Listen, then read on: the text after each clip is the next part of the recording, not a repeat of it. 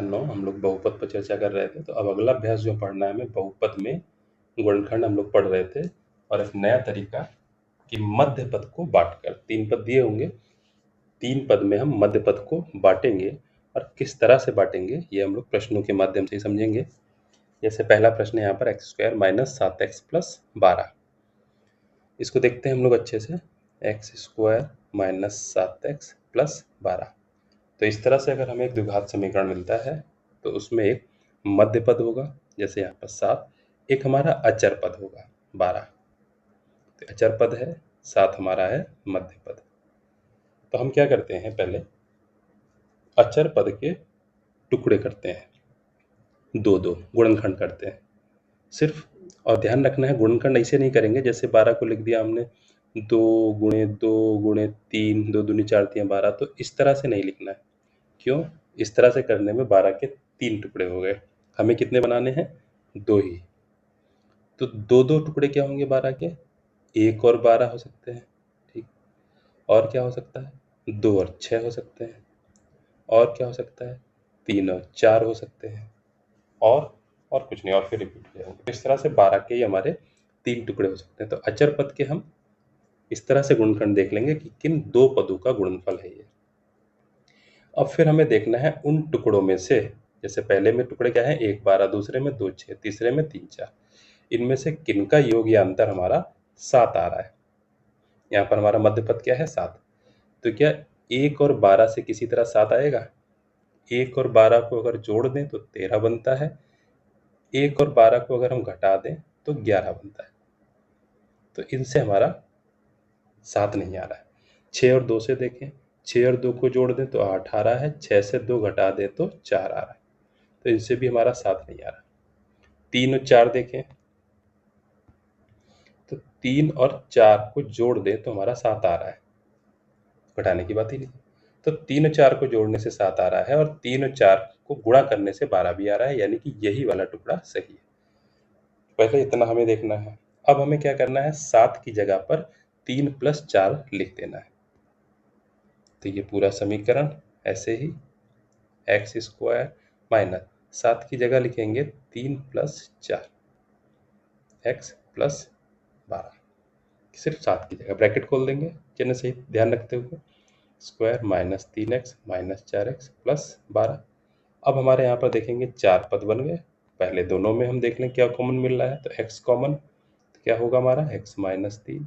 बाद के दोनों पदों में हम देखें -4 कॉमन ले लें तो x -12 से 4 कॉमन लिया, यानी कि 4 तियां 12 3, तो x - 3 x - 3 अब दोनों पदों में कॉमन है, तो x - 3 कॉमन लिया तो क्या क्या बचा? x - 4। तो x - 3 × x - 4, ऐसे ये गुणनखंड इसके हो गए।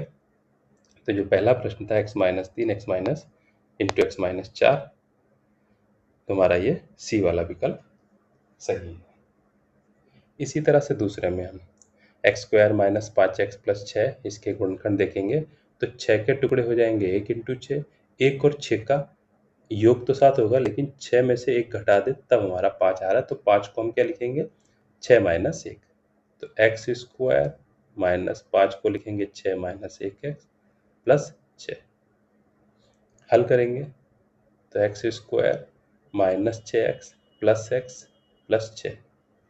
पहले दूसरे में x कॉमन, तो x - 6 प्लस बाद वाले में 1 कॉमन है, कुछ कॉमन नहीं, यानी कि x प्लस 1 मिनट, हाँ ये इस तरह से नहीं लगेगा। यहाँ पर ये जो टुकड़े बन रहे हैं सही है, लेकिन हम देखेंगे 6 के टुकड़े 3 × 2, ये भी 6 होता है, और 3 और 2 का योग भी हमारा 5 आ रहा है, यानी 5 को हम 3 + 2 लिखेंगे। तो इसको देख लेंगे समीकरण x² - 5x + 6 को। x² - 5x + 6, तो x² - 5 को क्या लिखना है? 3 + 2 x + 6। तो x² - 3x - 2x + 6। अब x कॉमन पहले दूसरे में, तो x - 3 बचेगा। तीसरे चौथे में -2 कॉमन, तो x - 3 बचेगा।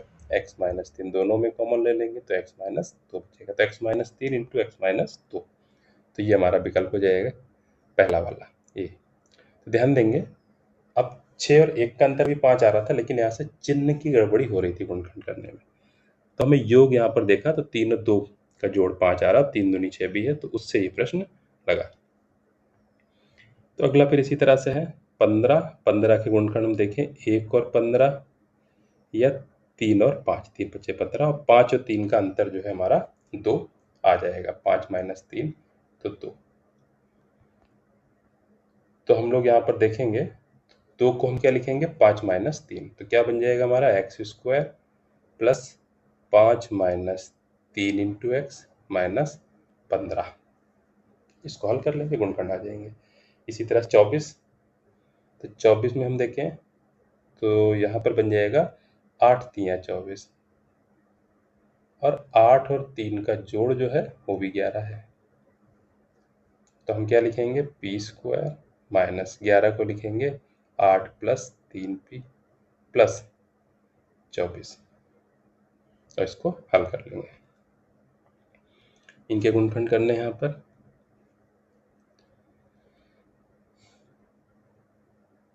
तो ये वैसे तो यहाँ पर 3 पद हैं, लेकिन हम इसको अगर इस तरह से बनाए दें, 2y², लास्ट में है 1 का स्क्वायर, इसमें क्या लिखें, 2 × 2y × 1। तो अगर पहला पद a होता, लास्ट वाला पद b होता, a² + b² माइनस 2ab, तो देखिए इसी रूप का बन गया। तो यहाँ पर आ जाएगा a माइनस b का होल स्क्वायर, कि 2y - 1 का होल स्क्वायर। इस तरह से लग गया ये।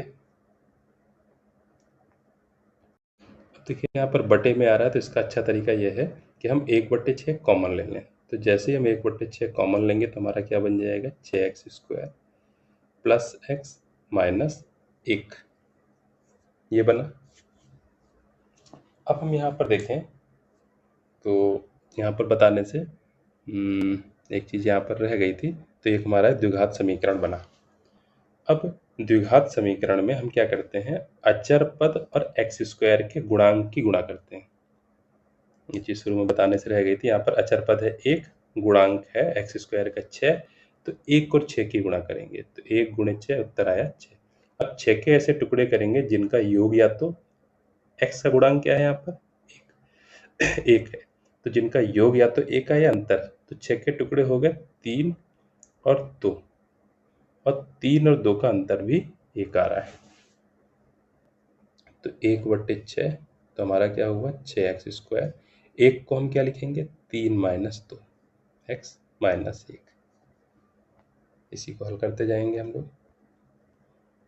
तो 1/6, 6x² plus 3x minus 2x minus 1 6। शुरू के दोनों पदों में 3x कॉमन, तो जब कॉमन ले लेंगे तो बचेगा 2x प्लस 1 माइनस, यहाँ पर 1 कॉमन ले लेंगे तो बचेगा 2x प्लस 1, 2x प्लस 1 फिर से कॉमन, तो 1/6, 2x प्लस 1 कॉमन, तो क्या क्या बचा हमारा 3x माइनस 1, और 1/6 हमारा बाहर था। तो इस तरह से ये प्रश्न लग गया। तो ध्यान देंगे हम अचर पद को जब गुणा करते हैं तो अचर पद और उसके साथ में जो लिखा हुआ है वो भी, मतलब जो x² का गुणांक है उसमें भी।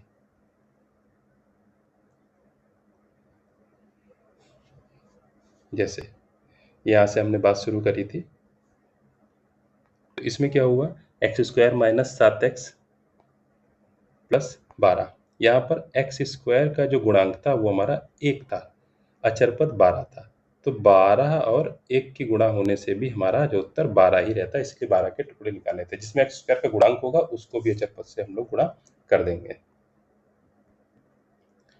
फिर अगला है प्रश्न number 7, c² minus 16c plus 36। तो यहाँ पर देखें अचर पद है 36, c² c में हमारा ये है, c² का गुणांक कुछ नहीं है 1 है, 36 और 1 की गुणा करिए यानी 36। 36 के ऐसे टुकड़े करने हैं जिनका योग या अंतर 16 है, तो 1 × 36 है टुकड़ा, 2 × 18 है, 3 से कटेगा, 3 × 12 3 36, ठीक, 4 से भी कट जाएगा, 4 9 36, 6 से भी कट जाएगा, 6 6 36, और तो रिपीट होने लगेंगे। इसमें योग या अंतर हम 16 देखें किससे आ रहा है, इससे भी नहीं आएगा, इससे भी नहीं आएगा, इससे भी नहीं, इससे आ रहा है। 18 और 2 से 18 2 का अंतर 16, 18 माइनस 2 16 आ जाएगा।